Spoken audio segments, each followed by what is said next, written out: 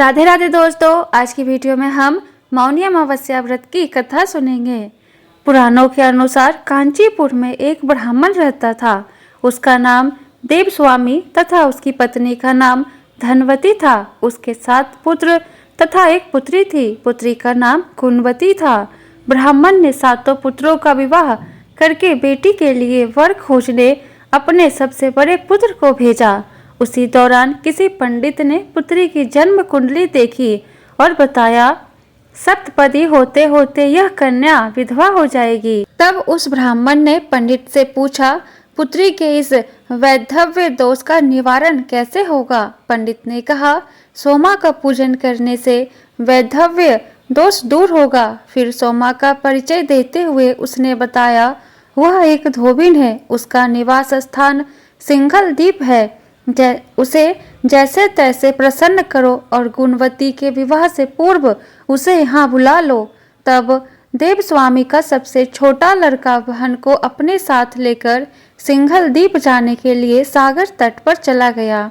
सागर पार करने की चिंता में दोनों एक वृक्ष की छाया में बैठ गए। उस पेड़ पर एक घोंसले में गिद्ध का परिवार रहता था। उस समय घोंसले में सिर्फ गिद्ध के बच्चे थे। गिद्ध के बच्चे भाई बहन के क्रिया कलापों को देख रहे थे। सायकाल के समय उन गिद्ध के बच्चे की माँ आई तो उन्होंने भोजन नहीं किया। वह अपनी माँ से बोली, नीचे 2 प्राणी सुबह से भूखे प्यासे बैठे हैं। जब तक वे कुछ नहीं खा लेते तब तक हम भी कुछ नहीं खाएंगे। तब दया और ममता के वशीभूत गिद्ध माता उनके पास आई और बोली, मैंने आपकी इच्छाओं को जान लिया है। इस वन में जो भी फल फूल कंद मूल मिलेगा मैं ले आती हूँ। आप भोजन कर लीजिए।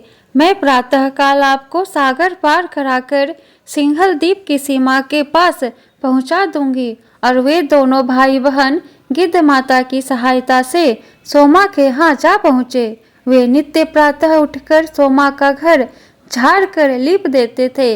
एक दिन सोमा ने अपनी बहुओं से पूछा, हमारे घर कौन बुहराता है और कौन लीपता पोतता है? सबने कहा, हमारे सिवाय और कौन बाहर से इस काम को करने आएगा? किंतु सोमा को उनकी बातों पर विश्वास नहीं हुआ। एक दिन उसने रहस्य जानना चाहा। वह सारी रात जागी और सब कुछ प्रत्यक्ष देखकर जान गई। यह जानकर उसे बड़ा दुख हुआ कि उसके घर की सफाई एक ब्राह्मण कन्या और उसका भाई करता है। उनसे इस तरह सेवा करने का कारण पूछने पर भाई ने सोमा को सारी बात बताई, जिसे सुनकर सोमा ने कहा, आज से तुम लोग यह काम करना छोड़ दो। मैं तुम लोगों की साधना और सेवा से प्रसन्न और विवश हूँ। अब तुम्हारी सेवा किए बिना मुझे विश्राम नहीं मिल सकता। सोमा उनके आग्रह पर दोनों के साथ घर जाने को तैयार हो गई। प्रस्थान करते समय उसने अपनी बहुओं से कहा कि यदि मेरी अनुपस्थिति में किसी की मृत्यु हो जाए तो उसके शरीर को नष्ट न करना। क्षण भर बाद दोनों अतिथियों के साथ वह कांचीपुरी पहुंच गई। दूसरे दिन गुणवती का विवाह संपन्न हुआ और सप्तपदी होते होते उसके पति की मृत्यु हो गई। सोमा ने अपने संचित पुण्य का फल गुणवती को दान कर उसके पति को जीवित कर दिया और उन्हें आशीर्वाद देकर वह सिंघल द्वीप के लिए रवाना हो गई। संचित पुण्य क्षीण होने से सोमा के पुत्र, दामाद और पति की घर में मृत्यु हो गई। यह जानकर नया पुण्य संचित करने के उद्देश्य से वह रास्ते में एक जगह रुकी। नदी के तीर पर स्थित एक पीपल के वृक्ष की छाया में भगवान विष्णु का पूजन किया और पीपल के वृक्ष की 108 परिक्रमाएं की। सोमा धोबिन की भक्ति से भगवान विष्णु ने प्रसन्न होकर सोमा धोबिन को पुण्य दिया, जिससे उसके पति, पुत्र और दामाद फिर से जीवित हो गए। कहते हैं, तभी से ऐसी मान्यता है कि यदि माघ अमावस्या के दिन मौन रहकर भगवान शिव और विष्णु जी की पूजा करते हैं तो मनुष्य को पुण्य की प्राप्ति होती है।